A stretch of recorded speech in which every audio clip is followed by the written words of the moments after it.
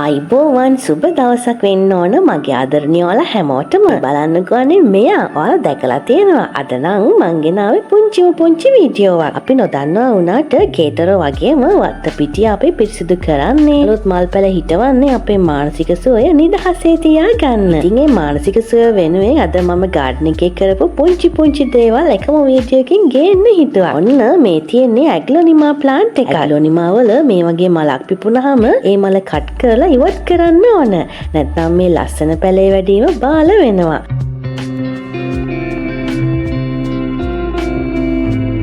මේ තියෙන්නේ හැමදාම මල් පිපෙන හෙන්දෙරික්ක මල් පැලයක්. ඉතින් මේ වගේ සීඩ්ස් වලින් තමයි මෙයාලා පැලවෙන්නේ. ඒ වගේම මෙයාගේ නම මතක නම් කියව බලන්න මම මෙයා ගැන වීඩියෝ එකක් කලින් කරලා තියෙනවා. මේ තියෙන්නේ හැමදාම මල් පිපෙන හැඟින් ප්ලාන්ට් එකක්. නැත්නම් එල්ලෙන මල් වැලක්. හැමදාම මල් පිපෙන මල් වැල් වර්ගයක් නමින් එපීසියා. ඉතින් මෙයා දැන් හොඳටම වර්ධනය බාල වෙලා මාධ්‍ය වෙනස් කරන්න කාලයත් හරි.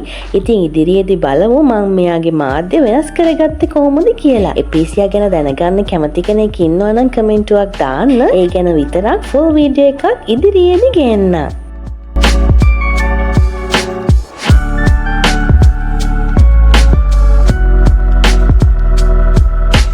ඉතින් බලන්නක මගේ බලල් පහුරු වැලේ පිපුණු මල් පරවුණු ගමන්ම ආයිමත් පොහොට්ටු ඇවි. ඒ කියන්නේ වැස්සක් අත ළඟයි යන්න. බලපු නැති අය වීඩියෝ එක අනිවාර්යයෙන්ම බලන්න. ඔයාලා දන්නවද මේ දම්පාට මල් වල නම? ඒවා තමයි පෙට්‍රියා කියලා කියන්නේ. හරිම ලස්සන මලක් හදන්න හරිම පහසුයි වගේම නඩත්තු අවමයි. ඔන්න ඉතින් පිපුණු මල් වල හැඩ බලන අතරේ දුක හිතෙන කතාවක්.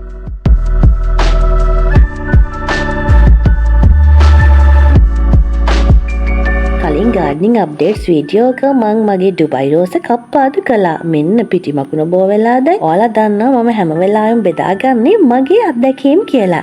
කවුරුත් කියන පළියට දෙයක් කියනවා වෙනුවට ඒ දේ හරිමද කියලා එක්ස්පෙරිමන්ට් එකක් කරලා තමයි මම ඔයාලට කියන්නේ. ඒ නිසා මං හැමදාම උදේ කාලයේ බංකුළු මිශ්‍ර කරපු ජලය මෙයාලට ස්ප්‍රේ කළා. ඇත්තටම සාර්ථකයි. අවද්දයක් අත්හදා බැලුවා. අනිවාර්යයෙන්ම සාර්ථක නම් විතරක් ඔයාලා එක්ක මං ඒ දේ බෙදාගන්නම්. මොකද ඒකත් පිටි මකුණටම කරපු පුංචි එක්ස්පෙරිමන්ට් එකක්. පිටි මකුණ කියන්නේ කල්තියා පාලනය නොකළොත් වගාවම විනාශ කරන වර්ගයේ පුංචිම සතෙක්. පුංචි වුණාට හානිය නම් විශාලයි. බලන්නකෝ මේ සරු පැලවල යෂෝරා බොන ලස්සන. ඔයාලගේ ගෙදර කෝඹි ගහනේ වැඩි නම් අනිවාර්යයෙන්ම පිටි මකුණන්ගේ ලොකු වර්ධනයක් තියෙනවා. ඒ නිසා පිටි මකුණාට වගේම කෝඹියෝ පාලනය කරන්නත් ඕන. මොකද කෝඹියා තමයි මෙයාලව වර්ධනය කරන්නේ.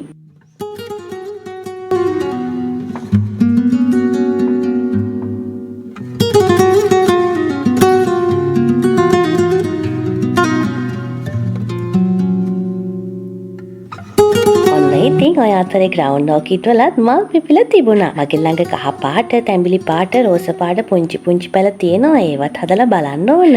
මේ බලන්නකෝ ඉවත් කරන දේවල් වලින් මම ඕකිඩ් මල් හදලා තියෙන හැටි.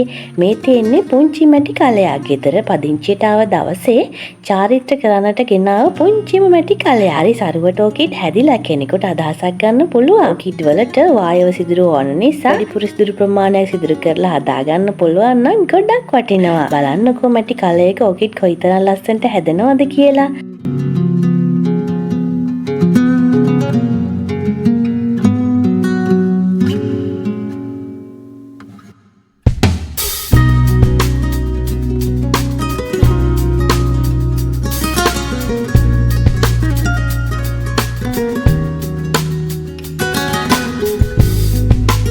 මේ නම් ඉතින් ගහකට පොල් එල්ලක් තියලා ලනෝක ගැට ගහපු ඕකිඩ් එකක්. ඒ අතර ඔන්න ඉතින් ගාඩන් එකේ වටයක් යනකොට ඒ අතරින් කපුරු මල් කප්පාදු කරන්නත් කාලේ ඇවිල්ලා. අපි දැන් බලමු කපුරු මල් පරවුණාම කප්පාදුවක් කරගන්නේ කොහොමද කියලා. ඔන්න ඉතින් ඔයාලා අපේ වීඩියෝස් වලට කැමති නම් පහළ තියෙන subscribe button එක click කරලා bell icon එකේ all දෙන්න. ඉන් පස්සේ මන් දාන හැම වීඩියෝවක් වගේම ඔයාලට බලන්න පුළුවන් වෙන්න ඔයාලගේ phone එකට notification එකක් එනවා. වගේම like එකක් දාලා පුංචි කමෙන්ට් එකක් දාන්න කියලා අදත් ඔන්න ආදරෙන් මතක් කරනවා.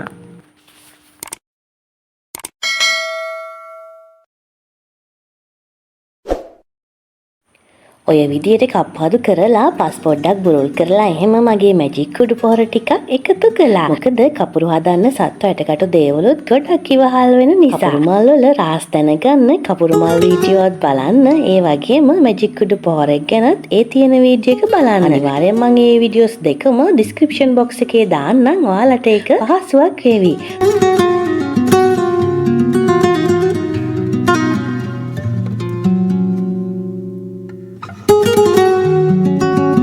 කලින් කිව්වනේ මම එපීසියා මල් ටිකක් ගෙනාවා හදන්න කියලා. එපීසියා වල පුංචි පුංචි අතු ටිකක් මට මගේ මිතුරියෙක්ගෙන් ලැබුණා. ඉතින් ඒ දේවලුත් මම හදන ගමන් මේ ඉන්නේ. අනිවාර්යයෙන්ම එපීසියා ගැන තියෙන රහස් ඒව කොහොමද හදාගන්නේ, පස්මාද්දේ කොහොමද හදාගන්නේ වගේ දේවල් මම වෙනම වීඩියෝ එකකින් ගේන්නම්. මොකද මේ මල් ගැන විස්තරයක් කරලා තමයි ඔයාලට ඒ දේවල් කියලා දෙන්න ඕන.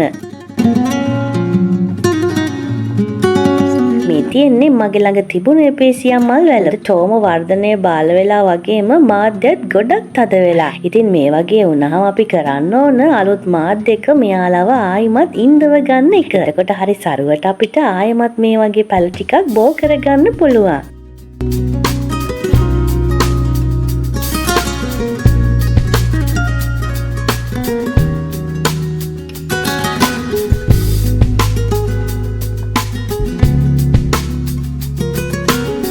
දන්නවා මගේ ගෙවත් ඉඩකඩ අඩුනත් මම පුංචියට හරි වගා කරලා තියෙනවා කියලා. කෙනෙකුට මතක ඇති මගේ බුලත්තල ළඟ තිබුණු මෙන්න මේ මඤ්ඤොක්ක පඳුර. ඉතින් මේ මඤ්ඤොක්ක පඳුර ගලවලා බලනකොට මෙන්න මේ වගේ අල ප්‍රමාණයක් තමයි තිබුණේ.